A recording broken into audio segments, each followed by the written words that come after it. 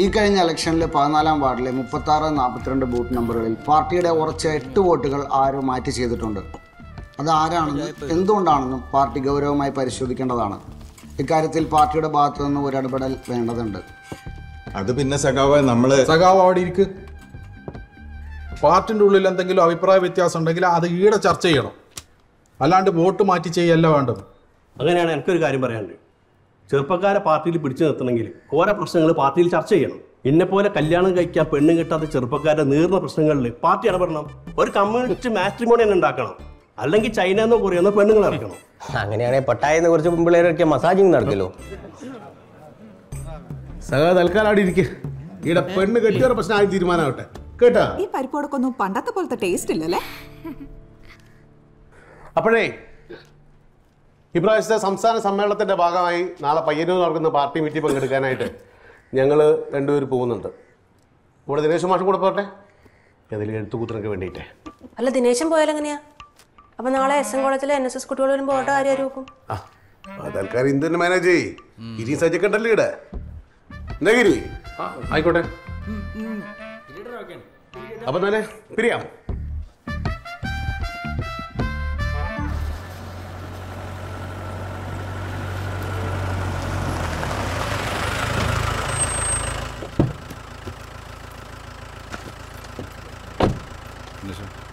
അപ്പൊ ദിനേശ, നാളെ കാണാം.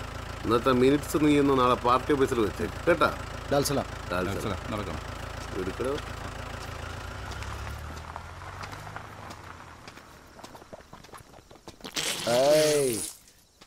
ദിനേശേട്ടെങ്കിലും ലേറ്റ് ആയിന് കുറച്ച്.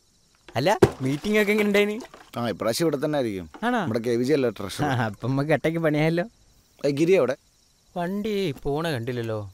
ചിലപ്പോൾ അവനും കേക്ക് കൂടി വർത്താനം പറഞ്ഞിരിക്കും. എനിക്ക് കുറച്ച് പണിയുണ്ടായിട്ട് ഞാനൊക്കെ പോകുന്നില്ല. നിങ്ങൾക്ക് ഞാൻ ഒരു സാധനം കാണിച്ചരാ.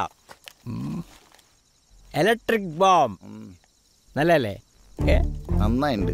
ഇത് പോരാളി ഗ്രൂപ്പിന്റെ നെറ്റിൽ നിന്ന് നോക്കി കണ്ടു പഠിച്ചതാ. എങ്ങനെയുണ്ട്?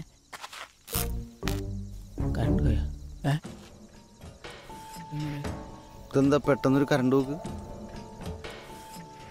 ഞാൻ ഇലക്ട്രിക് ബോംബ് അവിടെ ചാർജിൽ വെച്ചിനല്ലോ.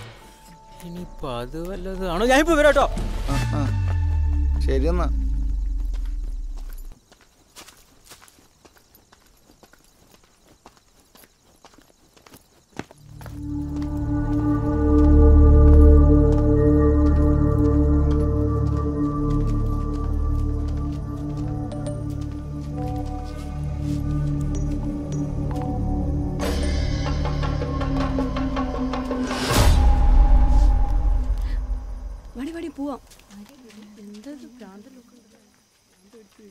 ആ കുട്ടികളെ അകത്ത് വിരിച്ചിട്ടുണ്ട് കേട്ടാ. വെള്ളമൊക്കെ വെച്ചിട്ടുണ്ട്. ഇതിന്റെ മോനാ ദിനേശൻ. NSSന്റെ കുട്ടികളാ. ഇന്ദു ഉണ്ടാക്കിയ. ഈ ഇപ്പൊ എങ്ങടെ പോണ്? അവിടെ നിറച്ച് പെൺകുട്ടികളാ. ഈ പുറത്തുനിന്ന് കുളിച്ചാ മതി. തോർത്തി ഞാൻ എടുത്തോണ്ട് വരാം. ഇന്ന് കോലായിൽ കിടക്കേണ്ടി വരും കേട്ടാ. ആ വന്നാ ആ. നിങ്ങൾ എവിടെയായിരുന്നു? ഞാൻ അങ്ങാടി കൂടെ വന്നപ്പോ കണ്ടില്ലല്ലോ. ഞങ്ങളവിടെ സ്കൂളിലുണ്ടായിരുന്നു. ഈ എന്താ ലേറ്റ് ആയത്? നിങ്ങളെന്താ ലേറ്റ് ആയത്? ഞാൻ ഇപ്പം എത്തിയുള്ളൂ. NSSന്റെ പിള്ളേർ പറഞ്ഞാൽ ലേറ്റ് ആയിട്ടോ. ആൺകുട്ടികളെല്ലാം സ്കൂളിലാക്കി, പെൺകുട്ടികളെല്ലാം 5-6 വെച്ച് സഖാക്കളുടെ വീട്ടിലാക്കിയിട്ടുണ്ട്. ഇവിടെ ഉണ്ട് കുറച്ച് കുട്ടികൾ.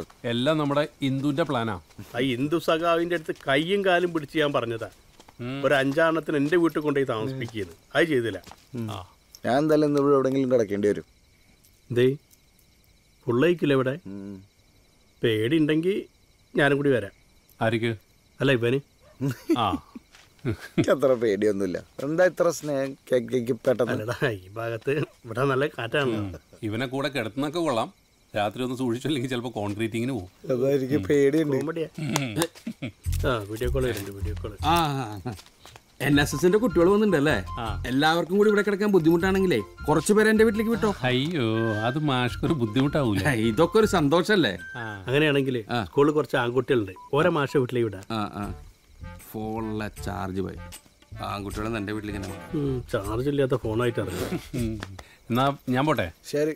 അപ്പൊ ഞാൻ ഗിരിനെ കൊണ്ടാക്കിയിട്ട് പെട്ടെന്ന് വരാം. പെട്ടെന്ന് വരണമെന്നില്ല, വരും. പതുക്കെ വന്നാൽ മതി. അല്ല ഗിരിയെ, മാഷ വീട് ഇങ്ങോട്ടല്ലേ?